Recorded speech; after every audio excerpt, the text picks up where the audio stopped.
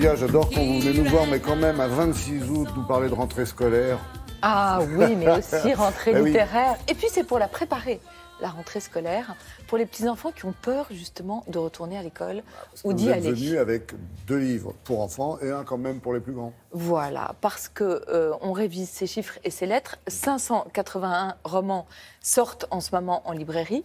Parmi eux, un record de premiers romans, 81 premiers romans. Et ça, c'est vraiment une bonne nouvelle parce que ça veut dire qu'il y a beaucoup de nouveaux talents qu'on va découvrir. Oui, et puis que les éditeurs aussi prennent des risques. prennent des risques. Bien sûr. C'est très important. Bien sûr, très bon signe pour l'édition. Mon coup de cœur, mon coup au cœur s'appelle Marraine de Jean-Baptiste Andréa, publié aux éditions de l'Iconoclaste. Pourtant, quand j'ai pris le livre, je me suis dit waouh, ça va être difficile parce que le parti pris de Jean-Baptiste Andréa est très risqué puisqu'il raconte son histoire à la première personne du singulier, je, par le biais d'un narrateur de 12 ans. Or, dans la littérature, il n'y a rien de plus casse-gueule que de raconter une histoire par le biais d'un enfant. Parce que vous en faites trop, ça, ouais. Exactement. C'est vraiment je trouve, un défi de langage. Parce que soit ça marche pas. Et quand ça marche pas, c'est une catastrophe. Là, ça marche très, très bien. Vraiment, ça sonne toujours juste et c'est ça qui est formidable. Non, mais c'est bien. Je ne vous imagine pas arriver avec le livre en disant celui-là, regardez-le, n'allez pas me l'acheter, ne le lisez surtout pas, c'est une grosse. Peut-être un jour, je vous ferai ça, Oui. ça changera. Pourquoi pas, tiens. Non, là, c'est un petit miracle de grâce, un peu comme l'attrape-cœur de Salinger. D'ailleurs, ce livre s'inscrit tout à fait dans son sillon, puisque c'est un petit garçon de 12 ans qui décide de faire une fugue, exactement comme le héros de Salinger. On est en 1965, en Provence, au fin fond de la Provence, dans une station-service où ne passe pas beaucoup de monde, il faut bien le dire. Moi, en lisant le livre, je voyais vraiment un tableau de Hopper. Vous savez, les tableaux de Hopper de station essence. Vous avez remarqué hein, tout le monde a fait comme ça. Oui. Ça aurait été bien quand il y a l'image. Ouais, Vous voyez. On est comme ça, dans une ambiance un peu mystérieuse, un peu désertique. Et notre héros, il en a marre qu'on le prenne pour un petit garçon. On lui dit tout le temps, tu n'es qu'un enfant, tu n'es qu'un enfant. Mais Il en a fait marre. pas ça, quoi. Alors, qu'est-ce qu'il va faire? Il décide de devenir un homme et de prouver à tout le monde qu'il est un homme en partant faire la guerre. Parce qu'il a remarqué à la télévision qu'on devenait un homme en faisant la guerre. Donc, il se prépare un sac à dos et il part faire la guerre. Et là, on va découvrir le deuxième parti pris extrêmement risqué de Jean-Baptiste Andréa, c'est que le narrateur est un petit garçon qui est différent. Il pense pas comme tout le monde. Il pense, il a sa manière vraiment à lui de raisonner. Et comme le livre est raconté à la première personne, vous êtes vraiment dans sa tête et vous raisonnez comme lui. Bah oui. Vous voulez devenir un homme? Bah oui, vous partez faire la guerre. Donc là, il part. Sa maman lui a juste dit que la guerre, c'était très très loin. Donc il sait qu'il va aller très très loin.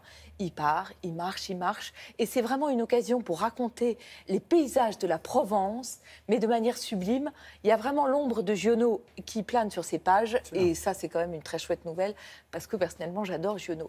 Et puis, ce jeune garçon va rencontrer une petite fille qui a l'air un peu barrée, un peu différente comme lui, qui s'appelle Viviane, mais elle va lui dire qu'elle est la reine du plateau, la reine des montagnes, et que cet enfant doit lui obéir. Alors là, ça bascule, on est dans un autre monde, dans un autre univers. Là. Exactement, on est dans un autre monde, et là, il y a encore une autre réussite linguistique, c'est le dialogue entre les deux enfants, qui est tout simplement époustouflant.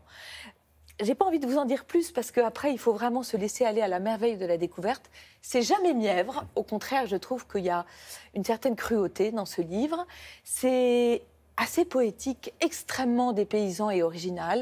Vous savez, l'année dernière, il y a eu un livre qui a eu un énorme succès d'Olivier Bourdeau qui s'appelait En attendant Bojangles et qui distillait comme ça une part de fantaisie et en même temps une part de tragédie. Je trouve que ce livre est tout à fait dans cette même veine. En tous les cas, je lui souhaite le même succès, le même triomphe. Oui. Jean-Baptiste Andréa est un scénariste et réalisateur, donc c'est un livre qui est extrêmement visuel. Il n'y a pas un mot de travers dans ce livre, et ça, c'est vraiment rare. Courez l'acheter. Voilà, je n'ai qu'un mot à dire. Courez l'acheter. Enfin, courez l'acheter, ça fait 3. Après, toujours dans le domaine des enfants, je ne sais pas si vous avez des enfants autour de vous, mais tout d'un coup, on commence à entendre des petits-enfants qui disent « Non, j'ai pas envie d'aller à l'école. Non, ça me fait peur. » Deux solutions. Lolotte à l'école. Lolotte, c'est une petite cochonne. La petite cochonne la plus mignonne de toute l'histoire de la littérature jeunesse, avec une autre petite cochonne qui s'appelle Olivia, dont je vous parle souvent ici. Lolotte, elle n'a pas du tout envie d'aller à l'école, mais heureusement, elle a deux amis qui s'appellent Cocotte et Crocotte, qui vont lui expliquer pourquoi c'est super de faire des maths, du français, d'apprendre. Et le livre de Clotilde Delacroix, il repose sur un dessin fantaisiste, imaginaire, génial. Autre solution, beaucoup plus pédagogique. L'école, c'est pas si compliqué. Une nouvelle collection qui s'appelle Les Anti-Bobos, aux éditions Zetel. Alors là, Nathan, il a vraiment pas du tout envie d'y aller, parce que pour lui, l'école, c'est trop de devoirs, trop de mauvaises notes, trop de punitions, et puis parfois des petits-enfants qui sont pas... Qu'est-ce qui lui a raconté des choses pareilles? C'est ce qu'il a vécu, parfois c'est ce qui arrive. Ouais, c'est vrai. Et je trouve que ce livre est très malin, parce qu'après vous avoir raconté l'histoire de Nathan, il vous donne plein de conseils concrets. Quand, par exemple, tu ne comprends rien aux maths, tu as été puni, tu as peur des grands qui t'embêtent, ta meilleure copine est dans une autre classe, tu as mal au ventre avant un contrôle, eh bien, ce livre, il donne plein d'astuces, de petites solutions qui permettent vraiment, à mon avis, d'enlever la boule au ventre qui est dans... Et vous avez eu raison de le signaler. Je crois que ça a intéressé pas mal de monde, ça, Oui. hein, à quelques jours de... Oui. Et tout le monde de dire oui. Je vous le cède, les filles. Bravo, merci.